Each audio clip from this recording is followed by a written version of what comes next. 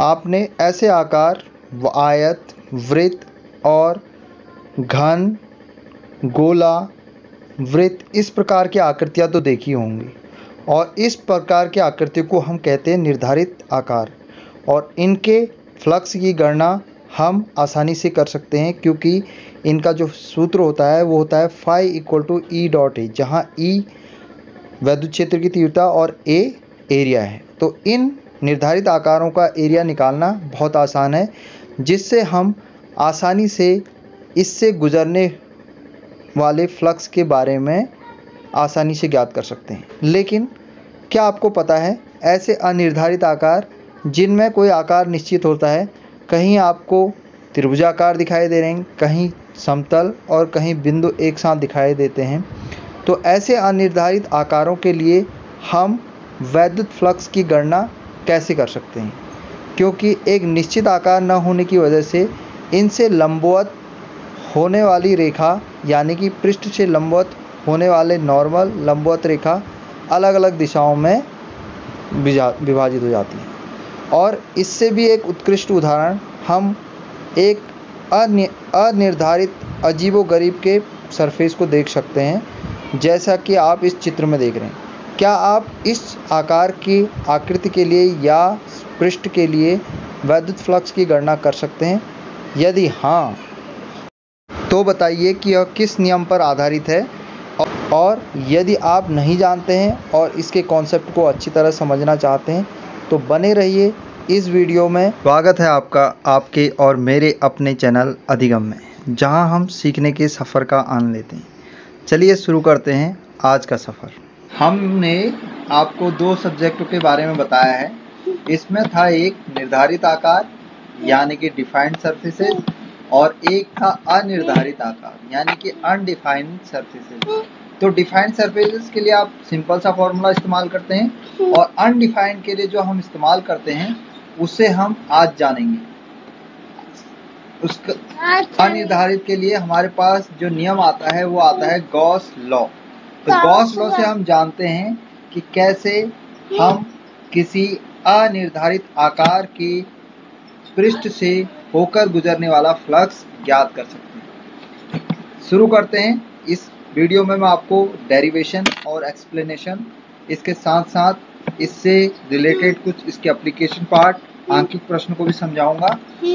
चलिए अब देखते हैं। ये है एक अनिर्धारित आकार यानी कि ऐसा आकार जिसका कोई आकार नहीं है और ये हो सकता है कई आकारों से मिलकर बना। तो यहाँ पर आप देख रहे हैं इसके कई सरफेसेस है, कुछ टेढ़े मेढ़े हैं, कुछ इधर उधर वाले हैं। तो इन सरफेसेस के कारण इनसे जो परपेंडिकुलर होकर गुजरने वाली लाइन होगी वो भी अलग होगी। इस सरफेस के लिए आप देख रहे हैं यहाँ के लिए इसकी जो लंबवत दिशा है वो इस ओर होगी और किसी ऐसे सरफेस के लिए लंबवत दिशा ds की इस ओर होगी। तो इसके लिए हम प्रयोग करते हैं गॉस का नियम। आइए जानते हैं गॉस का नियम क्या है। गॉस का नियम है किसी बंद पृष्ठ से होकर गुजरने वाला फ्लक्स उस पृष्ठ में निहित कुल आवेश का 1/ε गुना होता है। यानी कि इसको ऐसे समझिए, जैसे हमारे पास एक पूरा पृष्ठ है, एक बंद पृष्ठ है। बंद पृष्ठ का मतलब इसका कोई ना कोई छोर मिल जाएगा दूसरे छोर से, इसको कहते हैं बंद पृष्ठ। अब ये कह रहा है कि बंद पृष्ठ से होकर गुजरने वाला यानी कि इस पूरे सरफेस से होकर जो गुजरने वाला आउटवर्ड फ्लक्स है वो इसमें जो आवेश निहित है, जिसे हमने यहाँ Q से दर्शाया है, उसका 1/ε गुना। और इसको अगर मैथमेटिकल या गणितीय रूप में देखें तो वह इस प्रकार होगा। गुजरने वाला फ्लक्स है phi = 1/ε0 Q। और यहाँ आप देख रहे हैं जो Q है वो इस पूरे सरफेस में निहित आवेश है। यानी कि ये पूरा जो सरफेस बनाया गया है, इस सरफेस में जितना भी आवेश निहित है उसका 1/ε। अब बात करते हैं इसको डेराइव करने की, यानी कि कैसे इसको डेराइव किया गया है। तो सबसे पहले हम इसके बेसिक परिभाषा पे चलते हैं, जिसका अर्थ है यानी कि जिससे इसकी उत्पत्ति हो फ्लक्स से। फ्लक्स को हम डिफाइन करते हैं एरियल वेक्टर और विद्युत क्षेत्र की तीव्रता के डॉट प्रोडक्ट से। यानी कि यह एक अदिश गुणनफल है जो विद्युत क्षेत्र और विद्युत विद्युत क्षेत्र की तीव्रता के गुणनफल से हमें प्राप्त होते हैं। अगर इसको सिंप्लीफाई करें, जब दो वेक्टर गुणा होते हैं तो उनको इस प्रकार लिखा जाता है, जब उनका डॉट प्रोडक्ट लिया जाता है, a dot B is equal to A B cos theta, और तो ए बी कॉस थीटा यानी कि थीटा है उनके बीच का एंगल। तो इसी प्रकार यहाँ भी हम E और A यानी कि E एक वेक्टर है और A एक एरियल वेक्टर है जिसे हमने यहाँ ds से दर्शाया है। अगर सिंपली छोटा स्मॉल अमाउंट को हमने ds से शो किया है, अगर पूरा अमाउंट ले हैं तो हम इसका एरिया ज्ञात कर सकते हैं। तो अब इस प्रकार इसको कैसे लिख सकते हैं, इसको लिख सकते हैं E डॉट डी ए यानी कि एक स्मॉल अमाउंट के लिए ds के लिए जो सरफेस लिया है, यहाँ मैंने ds शो किया है लेकिन यहाँ जो कैलकुलेशन में है इसको dA लिया है। अगर आप इसको सिंप्लीफाई करना चाहें तो आप जो ये ds है, ds की जगह आप dA भी ले सकते हैं, और ये dA की डायरेक्शन है इस ओर और ये E की डायरेक्शन है, यानी कि इस सरफेस के नॉर्मल यानी कि ds के नॉर्मल का जो वेक्टर है वो इस दिशा में है और E का जो डायरेक्शन है यानी कि विद्युत क्षेत्र की तीव्रता का डायरेक्शन इस ओर है, जो एक एंगल बना रहा है d थीटा। तो अगर हम सिंपली इसको फिर सॉल्व करें तो a dA cos थीटा यानी कि जो थीटा है उसको हमने थीटा से डिनोट किया। अब इसको सिंप्लीफाई करें, सिंप्लीफाई करने का मतलब यहाँ पर हमने क्या किया, जो इलेक्ट्रिक फील्ड है इसकी वैल्यू रख दी। अब इलेक्ट्रिक फील्ड की वैल्यू आपको पता होगा, इलेक्ट्रिक फील्ड की वैल्यू होती है 1/4πε0 Q/r², और बाकी ये टर्म एज इट इज रखा गया है इस पे। तो यहाँ पर यानी कि डी फाई का वैल्यू इस स्मॉल अमाउंट से होकर गुजरने वाला फ्लक्स डी फाई जो बाहर निकलने वाला फ्लक्स है।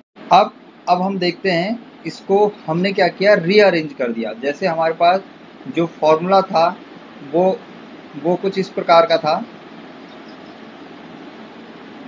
D phi is equal to 1/4πε0 Q/r² dA cos theta. अब dA cos थीटा को ऐसी रखा हमने इस पोजीशन पे और r² को इसके नीचे रख दिया r²। तो यहाँ पर बचा हमारे पास Q/4πε0। तो इसको रीअरेंज कर दिया हमने और कुछ नहीं किया है, तो ये फॉर्मूला इस तरीके से बन गया। अब आपको क्या करना है, इसको अगर इस पूरे सरफेस के कारण हमको बाहर निकलने वाला वैद्युत फ्लक्स निकालना है तो हमें क्या करना पड़ेगा, इसका इंटीग्रेशन यानी कि समाकलन, एक छोटी सी राशि से पूरे जो भी हमारे पास राशि है उसके द्वारा उस छोटी राशि से उस पूरे का समाकलन करना है, यानी कि मान निकालना, उसको समाकलित इकट्ठा कर देना। ऐसी डी फाई यानी कि हर सरफेस से छोटे छोटे अमाउंट को सारे विद्युत फ्लक्स को अगर हम जोड़ दें तो उनको हम कहेंगे इंटीग्रेशन ऑफ डी फाई।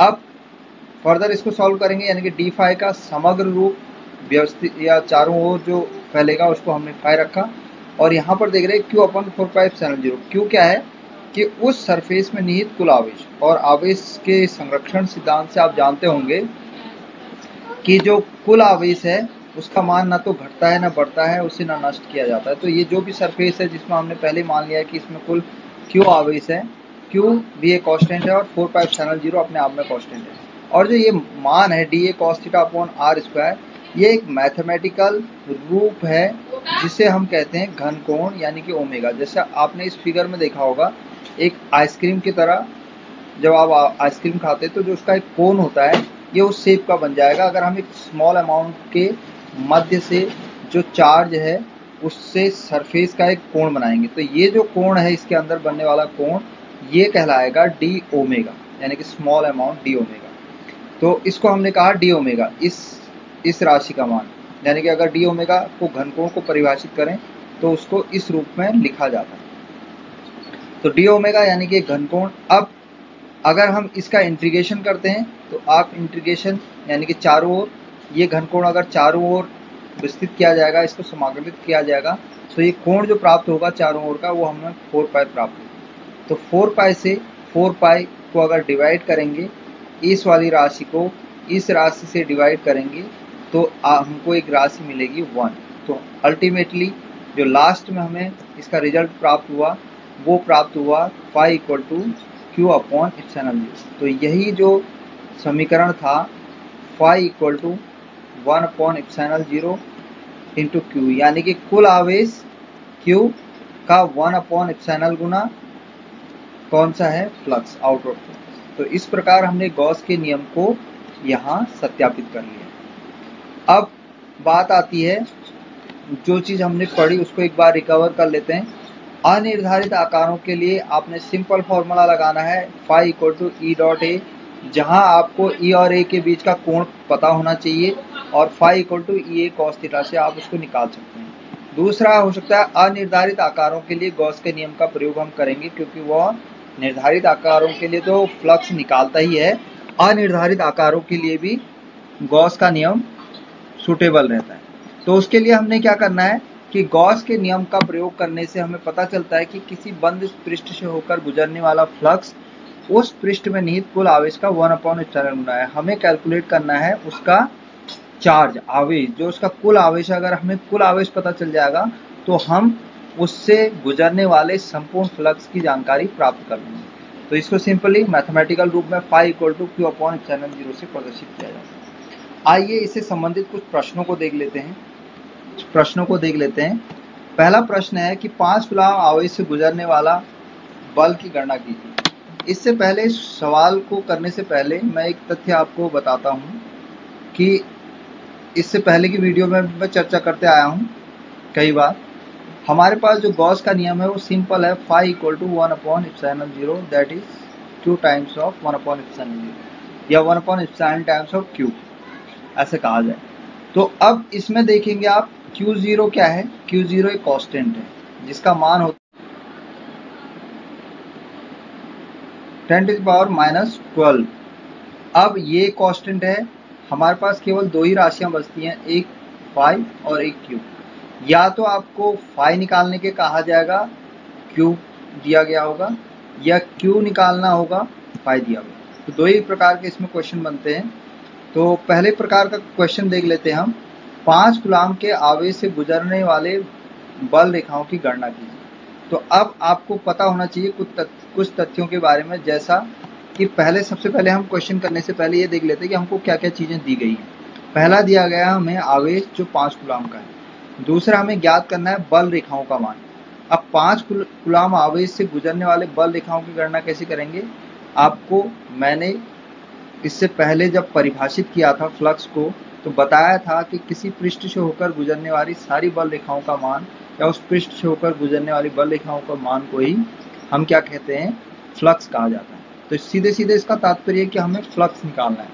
अब आपके पास फॉर्मूला है φ = Q/ε0।